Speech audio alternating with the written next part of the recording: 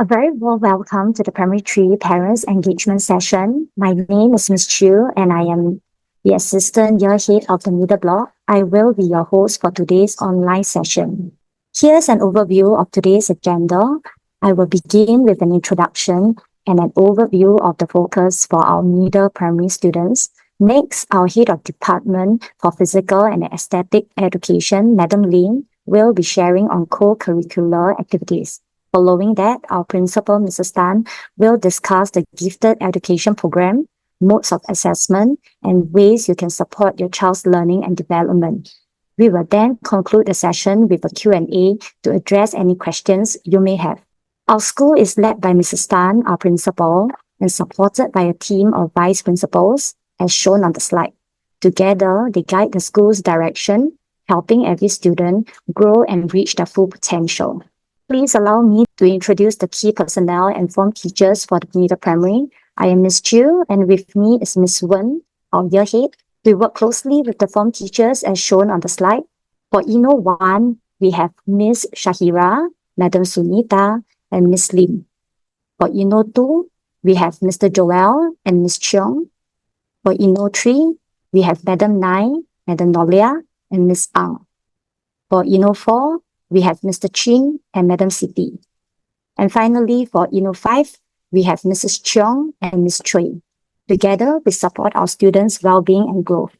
As a team, we strive to nurture each student to become an engaged learner who is curious and eager to explore, a reflective thinker who asks questions and seeks solutions, and a responsible leader who makes thoughtful decisions and takes ownership.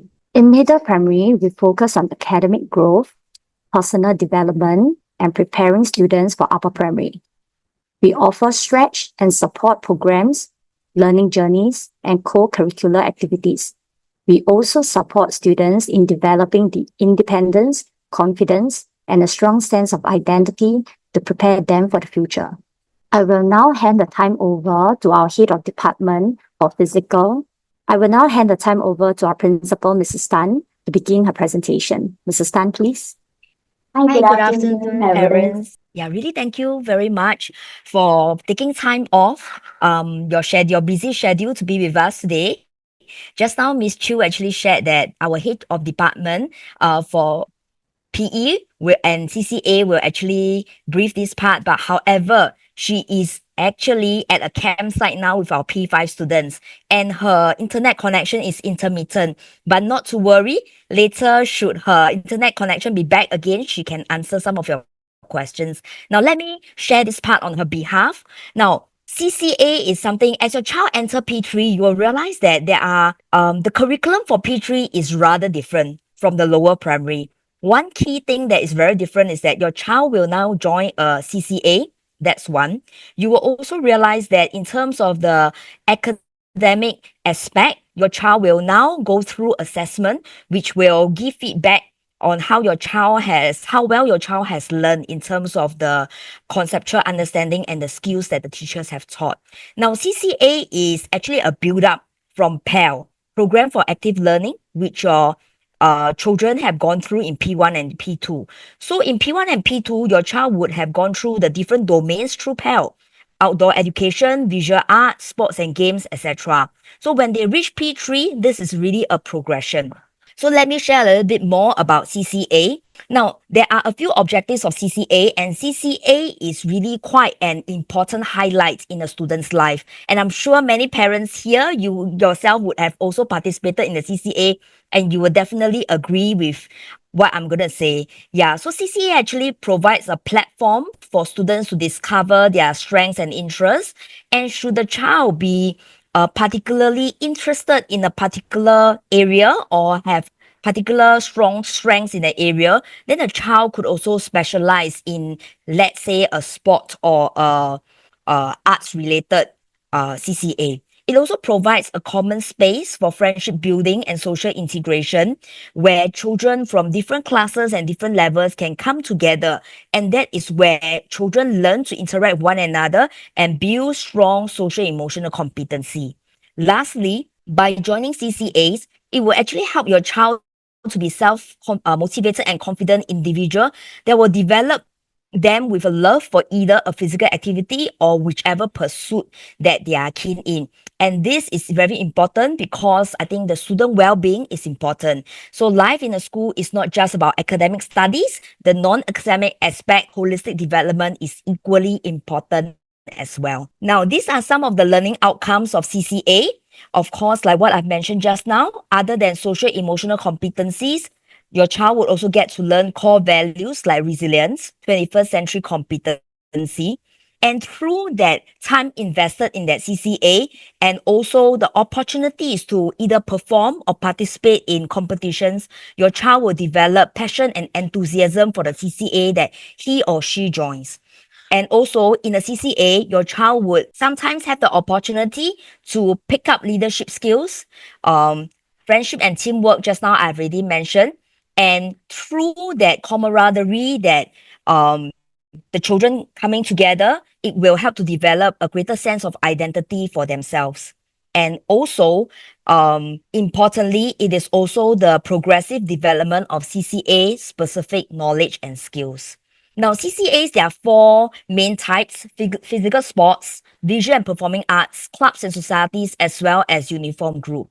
I shall not go through the different learning outcomes for the four CCA types. I will leave parents to take a look at it when the slides are available on the website. So I will now want to also highlight that CCA is a key student development experience in school, be it primary, secondary, or post-secondary. So in CCA, what is really important is that it is not just a program. There are lots of learning in terms of character and citizenship education. And these are the range of CCAs that we have in Jurong West Primary School. So maybe I'll just pause for a while for you to just take a look at the CCAs that we have in the school. So this will be available in the slide that we will put up. But should you be really eager to find out more, the list of CCAs are also available in our school website. And this is the schedule. Our CCAs, different CCAs have different training days. So, but mainly it will fall either on a Monday or Wednesday or both days, depending on the CCA that your child selects. Okay, I would like to go through some questions that parents often ask school. So when does CCA registration take place? It will take place in semester 2. So do keep a lookout on the announcement that we will post on Parents Gateway. And on CCA days, in terms of the transport arrangement, your children will go home through their own transport arrangement. And should your child be in student care, your child will be picked up at 4 o'clock after the CCA has ended. CCA, like what I said, is a very key experience in the school, right? So should your child be unable to attend CCA, just like school, we would like for your child to produce a medical certificate or a valid supporting document, should your child be absent from the CCA. And this question is a commonly asked question, really. Can my child change his or her CCA if he or she does not like it? Sometimes we make a decision, but after trying a few times, we may find that this may not be our cup of tea. So we would like to share that. And in fact, many schools in Singapore adopt the same stance. We encourage Singapore students to stay in the same CCA for the whole year to fully benefit from the CCA program. So in every CCA, there is a plan for the entire year for the different levels of students. Should your child only try a couple of times and feel that this is not his or her cup of tea, your child may not have given himself or herself time to experience what the CCA is about. I think by allowing the child to try for 1 year, that will help the child to also learn important values like responsibility. And that is really very important. So, but not to worry, at the end of each year, we will give the child a chance to select another CCA of his or her interests. Maybe before I go on GEP, another point about the CCA, sometimes children want to change CCA because they realize that their new best friends are in another CCA, different from theirs, and they would like to change. I think that is where it is very important that we encourage the children that it is okay if your best friend is not in the same CC as you, because we must learn to make friends, and it's okay to have many friends. We don't just keep to one or two. Yeah. So, next, I would like to share with you about GEP, Gifted Education Program, something that Minister spoke about last year. So, it is something that you will hear about in the next few months, and I will share with you a little bit more information. So, what exactly is the Gifted Education Program? So, this program, right, is catered to the needs of a small group of children, and students are identified for GEP through a two-stage exercise in primary three. So this year, later on, you will receive a notice on Parents Gateway inviting your child to participate in the screening process. So children who are selected will be invited to join the program, and this program will only start in primary four. So allow me to explain a little bit more. So what exactly is the difference, right, between the GEP and the normal curriculum? The GEP curriculum has an enriched curriculum. So the content areas are the same as those children who what the children are taking in the mainstream. However, there is greater breadth and depth. What does it mean? The children will study skills for independent inquiry, and they are encouraged to do exploration on self-selected areas of interest.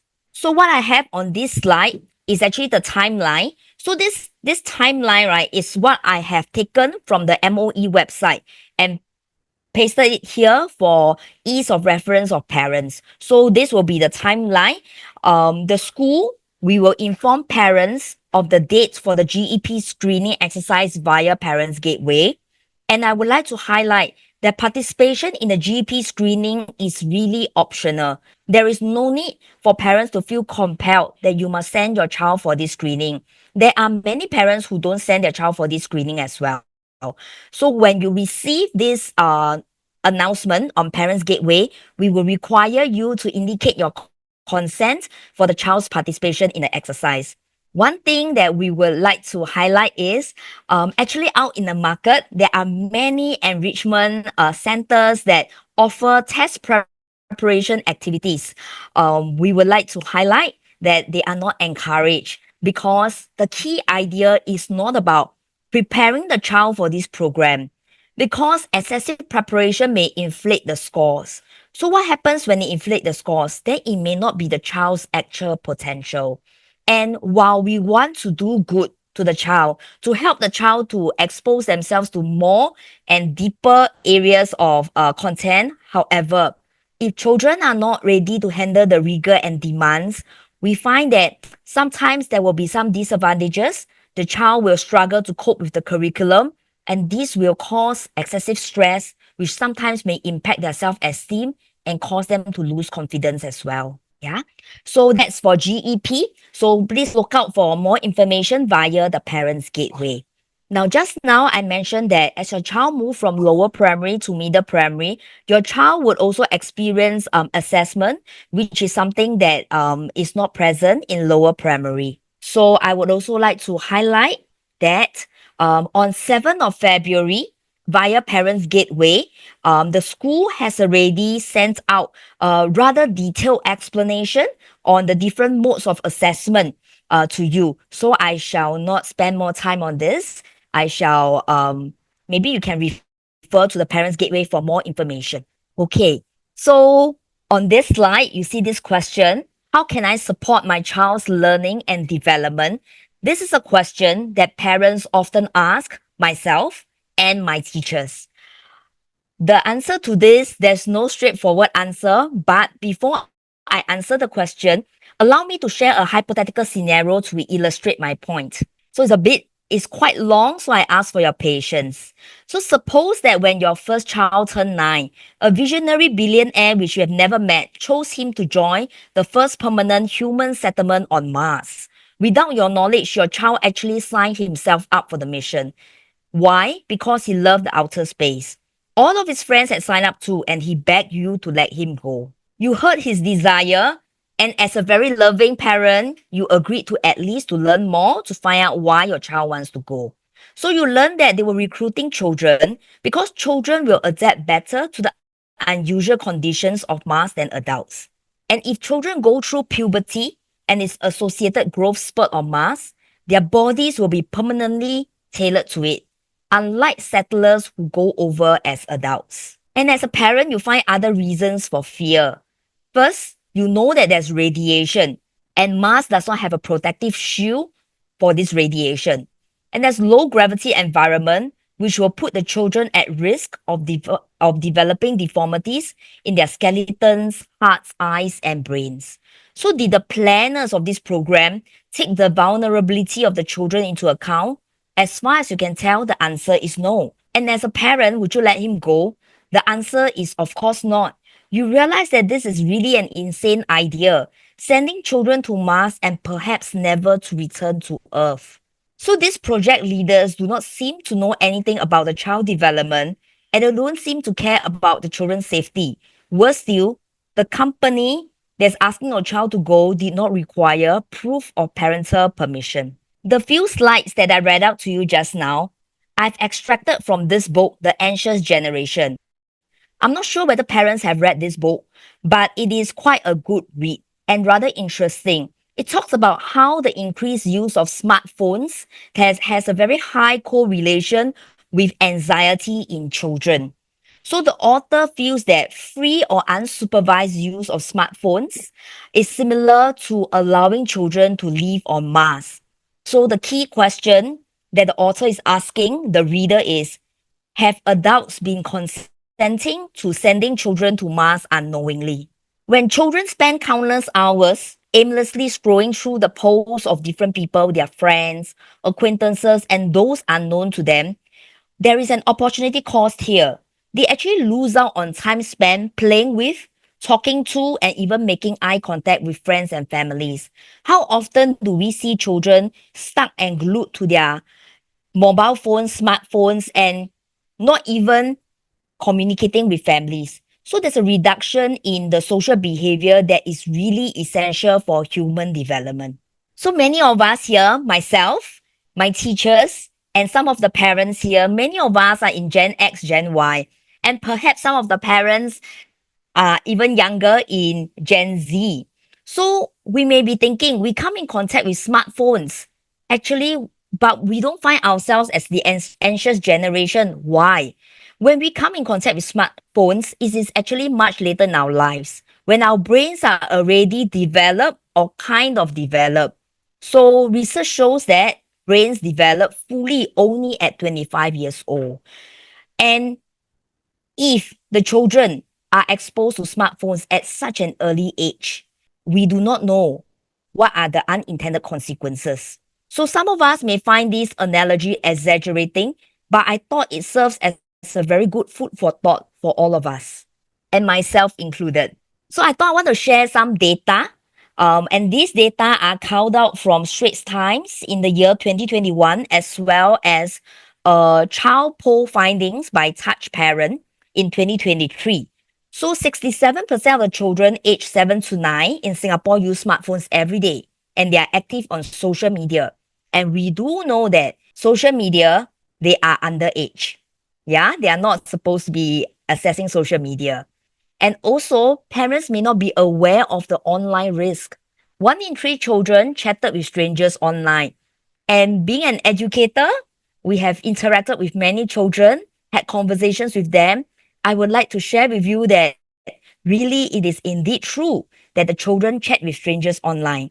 So 1 in 3 children have been exposed to pornographic materials, and 1 in 4 children has overshared their personal information. The data here are collected some years ago, and I'm quite sure if they were to do a poll again, the numbers would have increased. So let me come back to this point again. How can I support my child's learning and development? I think I would like to summarize it using 3 points: role modeling, having real connection, and having strong homeschool partnership. And I particularly like this quote, which I would like to share with the parents here. The home is the child's first school, and the parent is the child's first teacher. No matter how hard the school works, but I can let the parents know we can never ever take over the important role of the parent and the home. So the first point, role model. Let us show our children the skills and values they need for life. The first point, let us find joy every day in everyday experiences with our children. by enjoying meals together, laughing at jokes together, going out. And let us as adults instill confidence in the children by encouraging their responsibility and believing in their ability. We may think that P3 children, 9 years old, maybe they do not know so well. Maybe as parents, we should feel that we have a sense of responsibility and we want to come in to help them make decisions. But I would like to encourage parents to let the children take ownership of the tasks and decisions and let them make some mistakes and learn. After all of us here as adults, we learn through mistakes. And by going through mistakes, they become more confident. Let us also role model good values in words and action, what we want the child to demonstrate when they grow up. Likewise, as adults, let us do that as well. If we want the child to be responsible, then as adults, let us be also very mindful of our words and action because children pick up the words and action quite quickly. On the right hand side of the slide, there is a QR code here. So, should you be keen to find out more about how you can support your child in their social emotional learning, you can scan the QR code to find out more when the slides are made available later. My next point is on real connection. In this digital age, I think I cannot emphasize enough the importance of cultivating very strong relationships and having healthy habits. So, it is important to establish good habits for our children. Some examples could be no phones during meal times or even before sleep.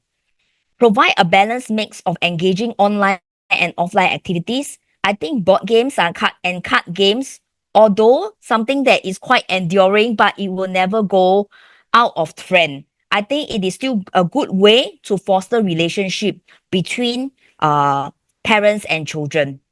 And to build strong bonds other than playing with them, I think it is also important to have conversations to find out what's going on in their lives. And also on the right hand side of the slide, should you want to find out more, you can also scan the QR code to find out more practical strategies on parenting. Earlier, I think about a couple of months, no, not a couple of months, it feels like a couple of months, but it's only last month, 22nd of January, government announced Grow Well SG, and 4 points were mentioned. I just want to highlight 2 points: sleep well and learn well. I think sleep is so important, but I think in this day and age, not just children, even adults don't really have a lot of sleep. I just want to highlight that sleep is so important because at the back of many parents' mind, right, we all want our children to be able to learn well and do well academically and in life. And I just find that sleep is important because when your child learns, the information that your child absorbs, how does it go to long-term memory? It is when you sleep that the information gets organized and stored in the relevant library sections. That's the analogy that I like to use for children. So the librarian takes the time to sort this information into the different shelves. And the librarian learns how to retrieve the information when your child needs it. So if your child doesn't sleep, the time required for that librarian to sort the information is not there. And therefore, it will definitely affect learning. The next point is on screen time. For the past few months, I think all of us are bombarded with many newspaper articles almost every day.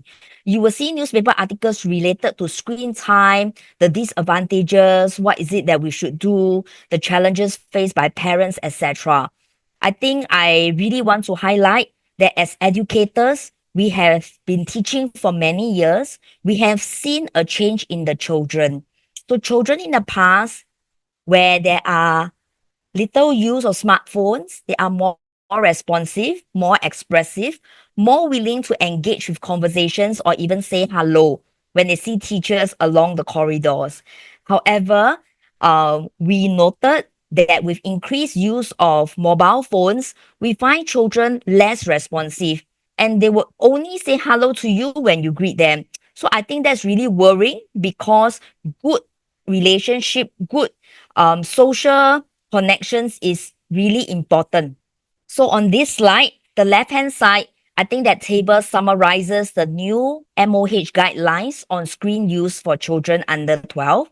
I shall not read out everything to you, but I would like to focus your attention on the right hand side, where again, I want to highlight about screen time and recommended hours of sleep. So the daily recreational screen time, the recommended hours by KK Hospital is less than 2 hours for children aged 7 to 18. And if we were to reflect on the child's daily routines, when the child goes home, if the child has access to a smartphone, and if the child has that access all the way till parents reach home after work, that will definitely be more than 2 hours.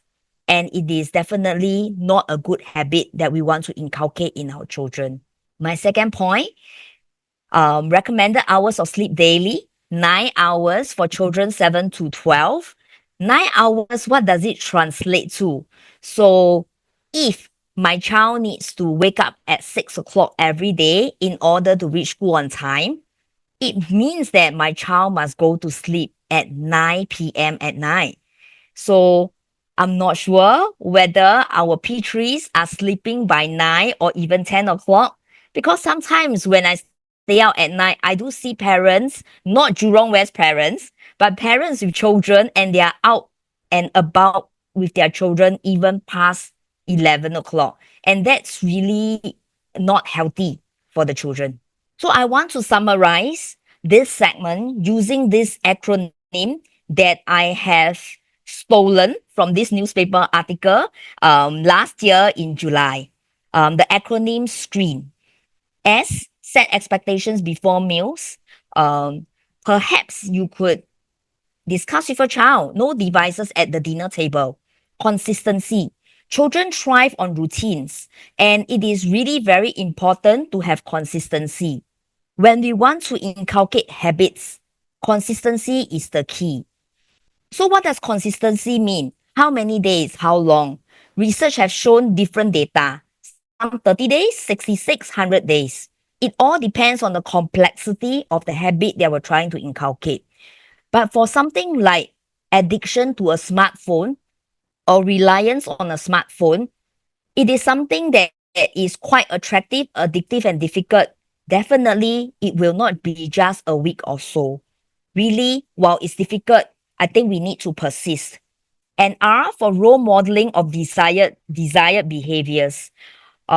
This is also something that I'm reminding myself to do at home as well.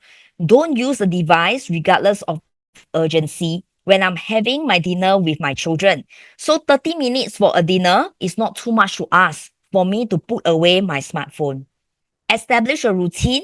Let your child know that there is a different time for different activities, and not when you go home, it is a smartphone all the way to right before your child sleeps. Engage in conversation. I think I've already mentioned that in my earlier slide. I shall not dwell on it further. And for nurture and encourage, it is important to give your child positive reinforcement so that your child feels motivated and want to do even better each time. Lastly, homeschool partnership is really important. And in Jurong West Primary, we really want to strengthen communication between the teachers as well as uh, parents. We hope that together in subsequent years, we can continue like what we have done in the previous years to listen to and understand each other's perspectives and concerns about the child.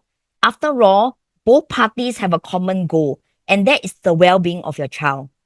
We also hope that parents can kindly communicate via official channels, which I know many parents are doing so.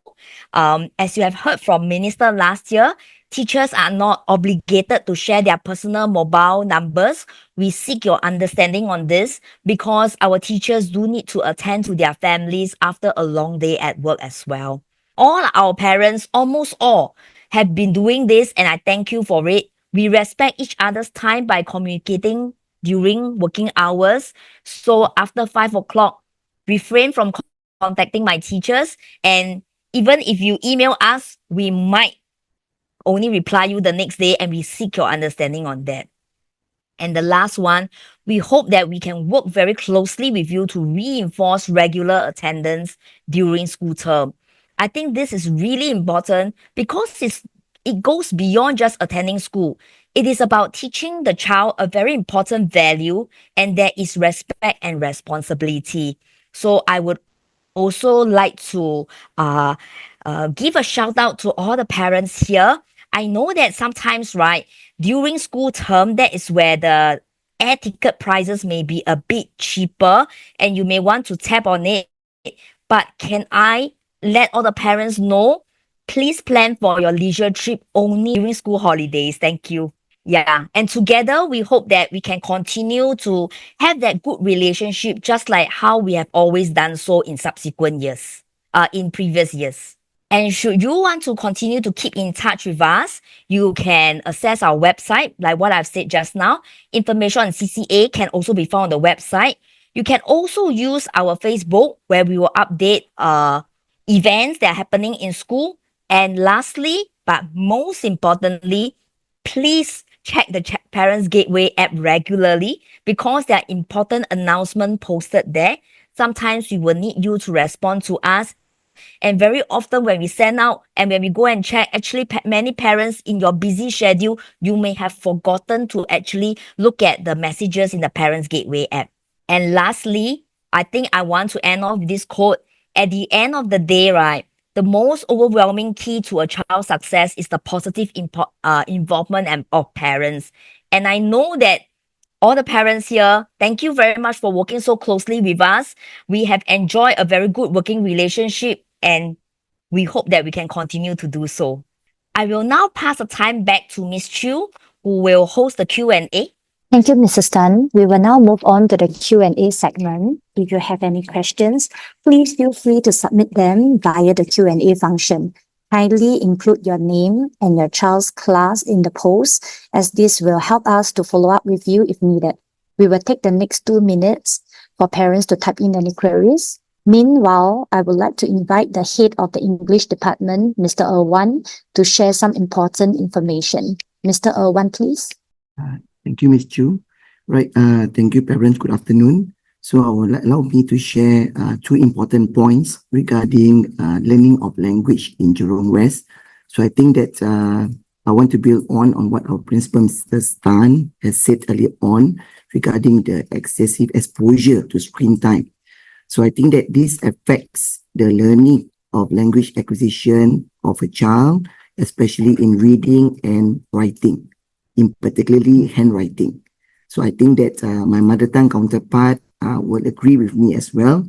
So together, both departments in the learning of language, we really want parents to help support the children in terms of reading and writing.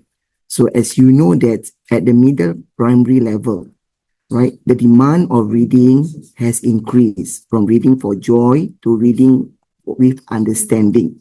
So now your child not only needs to read, but they have to understand what they are reading. So how do you as parents at home could help your child in honing the comprehension in reading? So firstly, right, you have to role model, right? As mentioned by our principal, role modeling is very important. So the first teacher of a child is you as the parent. So when you role model, you don't have to force them to read, right? Allocate about 15 minutes of time. I call it dear time, DEAR, drop everything and read at home. So allocate about 15 minutes to read any kind of medium, be it a pamphlet, brochure, magazines, recipe book, or even novel, right? And your child will tend to see that you are having this practice consistently, and this will help them to think and ask you, why are you reading, right? What are you reading, right? So they will ask you, and you can help them and explain that for you to know more, for you to learn new things, you have to read. So that is the perception or angle that you should be coming from as a parent in terms of reading. Secondly, take them to the nearby community library, right? Let them touch and hold physical books. I know that now in the emergence of 21st CC and ICT technology, we want them to have experience in digital text as well. But we need to balance this both a hybrid way, whereby we want them to have a knowledge about physical book. Let them touch the book, know the anatomy of a book, the spine of the book, the cover pages, who are the illustrators, authors, and even expose them to the publisher of the book, when was the book published, and so on. So in this way, your children will be interested and know how the story is developed and how the writer is developing certain story. Example, children's book like written by Rodal, Enid Blyton, right? All these are children's book that your children should be exposed to instead of more screen time. So I think that together we can work on this, right? In order to promote reading. So this is to promote self-directedness in learning, and also that your children will have the kind of ability and also understanding on when they should read that physical book, right? So I think that I hope that this advice is useful to all of us. Thank you. Thank you, Mr. Irwan. So we have some questions posed by parents regarding CCA. I will read that out. So a parent was asking that some of the students, they have 2 CCA, but based on the information that parents have received from Parents Gateway, only 1 is allowed. So why is that so? The response is that we would like to allocate 1 CCA to every student to ensure all students benefit from the CCA program. So a second CCA can only be allocated when there is a vacancy in the preferred CCA after all students have been allocated to a CCA. So another question is that when would CCA sessions start?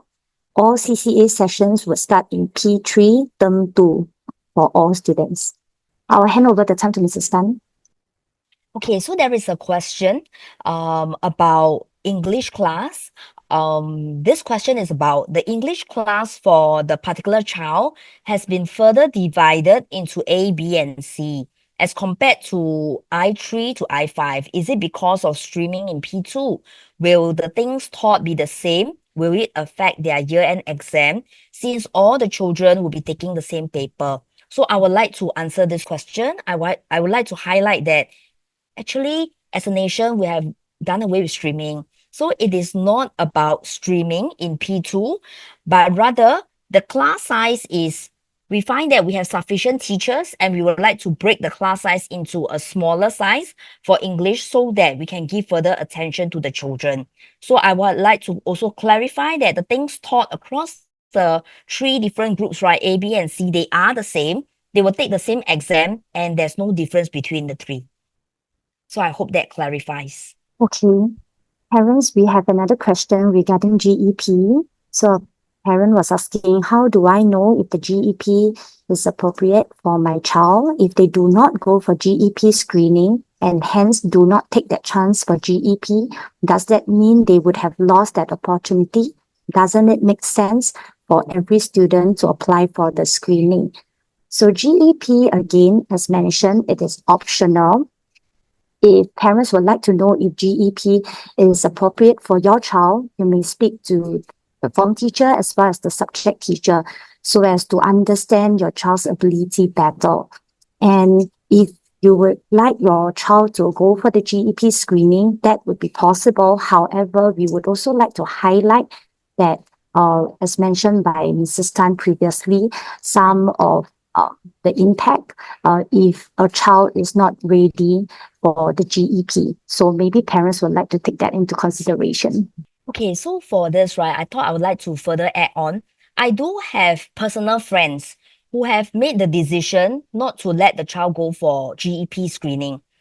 And my personal friend's perspective is this: regardless of whether the child is eligible or not.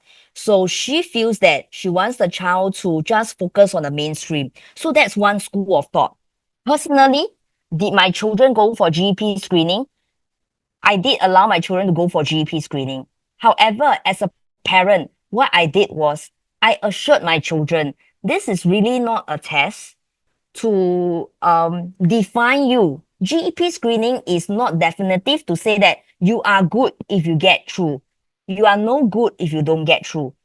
So I think that is really important because when we emphasize that GEP screening is non-compulsory, we would actually, the point behind this is to highlight that let us not stress our child because we don't want our child to go through the screening, and when the child doesn't get through, the child cries. And there are some children who actually respond in that manner, and it's actually quite heartbreaking because it is by no means a way to define a child.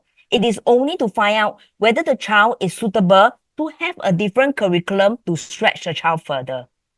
So I always tell my own children, you are normal, we will go for the normal mainstream curriculum.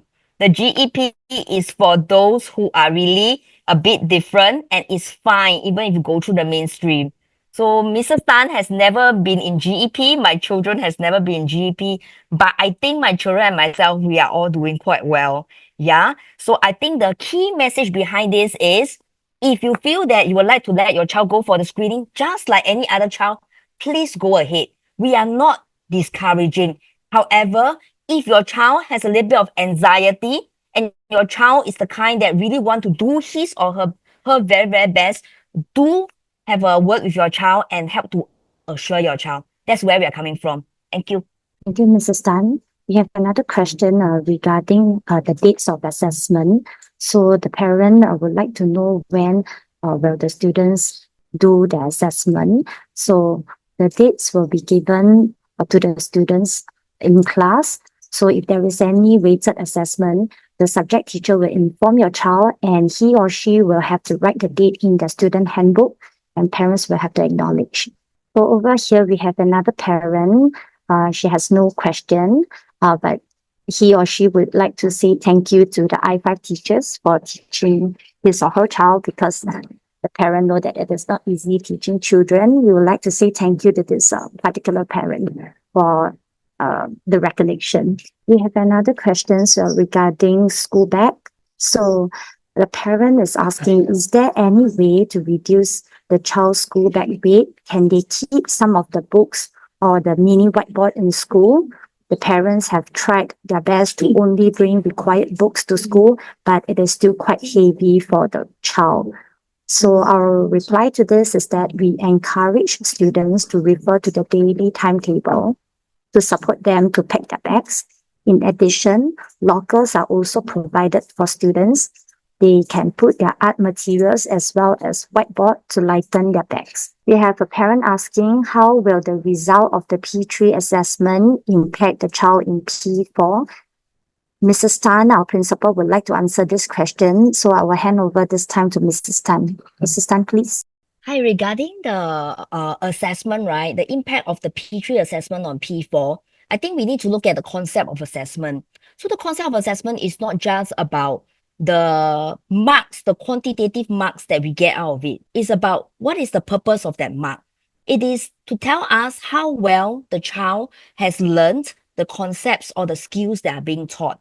So if let's say a particular child, in terms of the P3 assessment, did not do so well, the message from that result would be the child has not learned the concept and the skills that are being taught well.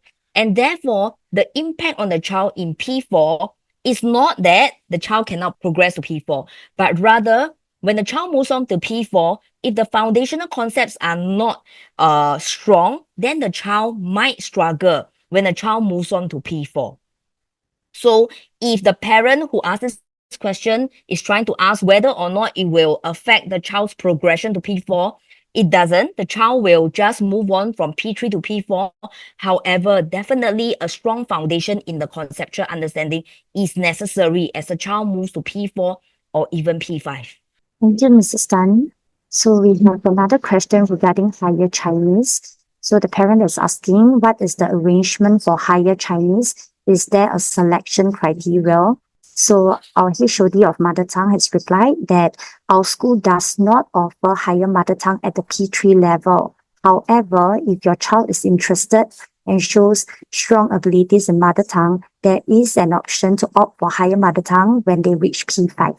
We have another question regarding what is the school's education approach and enforcement for screen use. We will try to restrict screen use at home as well. So our principal, Mrs. Tan, would like to answer this. Mrs. Tan, please. So for this parent, thank you very much for working so closely with us to restrict screen use at home. So in the school, children are not allowed to use smartphones or even smartwatches. So for parents out there, should you have smartwatches, should your child use smartwatches, we would also like to share that actually during school hours, we do not allow the children to use smartphones or smartwatches. As to the use of devices in school, sometimes when the lesson requires, the teacher does provide the laptops for the children to use. This is mainly for children who are in upper primary or even middle. So in terms of that screen use, for the device, laptop or iPad, it will be it will not be long hour like a whole period. It will be, for example, a certain segment of the lesson which is purposeful for the use of iPad. So I just want to highlight that in schools, in fact, in MOE across all schools, we all take a same approach when it comes to the use of screen. Thank you. Thank you, Mrs. Tan. So if parents, you still have some questions, please continue to type in your question via the Q&A function. For waiting, yes, parents. So there is one question regarding the spelling list, understanding that there are different spelling lists and material given for different class students. So yes, the spelling list might be different. It depends on the subject teachers. The subject teacher might tweak it according to their learning needs and progress. I will seek parents' patience and understanding while we receive the questions in, and our HOD is answering the questions. Another question we have here is regarding math. So a parent is asking, what is the best way for children to master multiplication or to master memorizing? Is it through memorizing? So our response to this would be some of the approaches that could be used are through multiplication songs, interactive online games, as well as mental sums. These strategies can help children to commit to their memory. So we have a question here regarding the math resource list, whether there is a list that parents can refer to help their children in terms of multiplication. Perhaps this parent, you can list down your child's name and class so that we can do the follow-up. So we have another question regarding the GEP selection. The parent is asking, is this the last year for GEP selection at P3? So I would like to answer that. There was an announcement made in 2024 regarding the revamped GEP.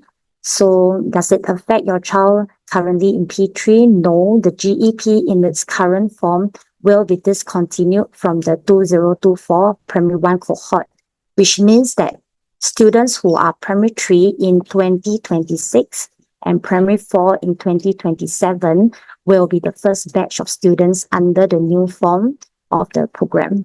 We have another question asking, do you separate the children into different classes based on their academic results or performances? If so, how does the process works? So Mrs. Tan would like that for the allocation of students into the P3 classes, the school takes into considerations the following criteria for class allocation, and that would be the learning outcomes, learning dispositions, and social mixing. At times, after-school programs, for example, RRP, SDR, are also taken into consideration for logistical purposes. A parent has asked, we understand that there is inquiry-based project. Is it applicable for all subjects? And the answer is yes, it is. Thank you for all the questions posed. I seek your understanding and patience while we answer the questions. Hi, parents. So we have a question asking regarding the spelling list as well.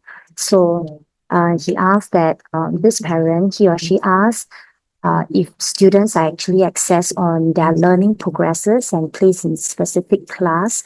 So as mentioned by Mrs. Tan, our principal, there is no streaming at the P2 level. So after some time teaching in the class, their respective subject teachers for the English and the mother tongue teachers would have been able to access the students' learning needs and pace. Hence, the class teacher will make the decision to adjust the spelling list accordingly. Another question from a parent. My child is going for English reading remediation program class after school from 2 to 3 p.m. on Monday and Wednesday. Will it affect his CCA in term 2 as CCA falls on the same day? So for this, for RRP, the students will attend the program first. Thereafter, the student will proceed for their respective CCA. We have another concerned parent regarding spelling. So this parent is asking if there is any effective way to learn spelling apart from the traditional method, which is memorization. So here are some ways that can help with learning to spell. Number one, break words into chunks so we can divide long words into syllables. Number two, we can use mnemonics, which is to create funny or memorable phrases. And number three, which is to write, so we don't just read. Hope that helps. Another question we have here is regarding setting a target marks in their quizzes or assessment. So what is the purpose to set a target mark? Having a clear target helps students to remain focused and motivated. So it gives them something to work towards and making studying or preparing for assessment feel more meaningful. Another question would be regarding CCA. My son is posted to basketball CCA. Is it once or twice a week? So basketball CCA sessions are once a week. It intensifies to twice a week only nearer the national school games season for school team players. So we hope this clarifies. Parents would have known that the P5 students are currently attending their P5 camp. So they are asking if there is any camps for P3 this year. Our reply to this is there will be no camps for P3s. They will be engaged through learning journeys and will be notified through Parents Gateway. Upcoming, they will be going to the zoo in term 1 with them.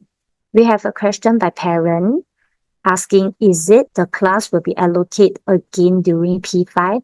Mrs. Tan would like to answer this question. Mrs. Tan, please. Hello, parents. In response to this question, right, the answer is yes. But let me explain a little bit more. Your child at the end of primary 4 will go through something called subject-based banding.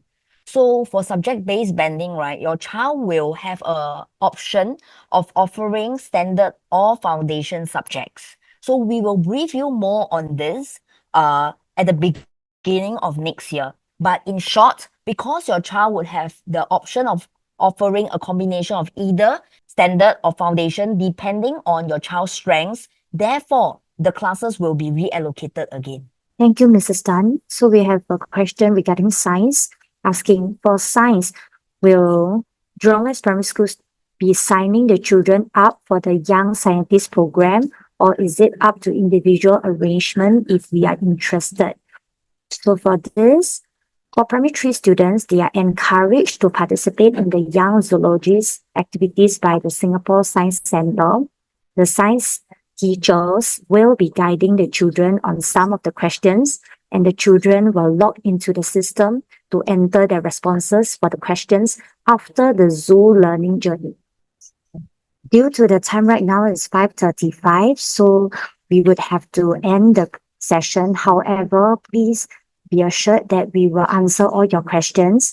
The slides as well as the video will be sent via Parents Gateway and uploaded onto our website, as well as the FAQ. So we'll take a look at all the questions and we'll reply and we will upload them. So regarding the questions of the respective subjects, please refer to the subject briefing slides that are being uploaded on the website. We hope this session has been both informative and helpful in addressing your concerns. So thank you once again for your participation. Goodbye, parents.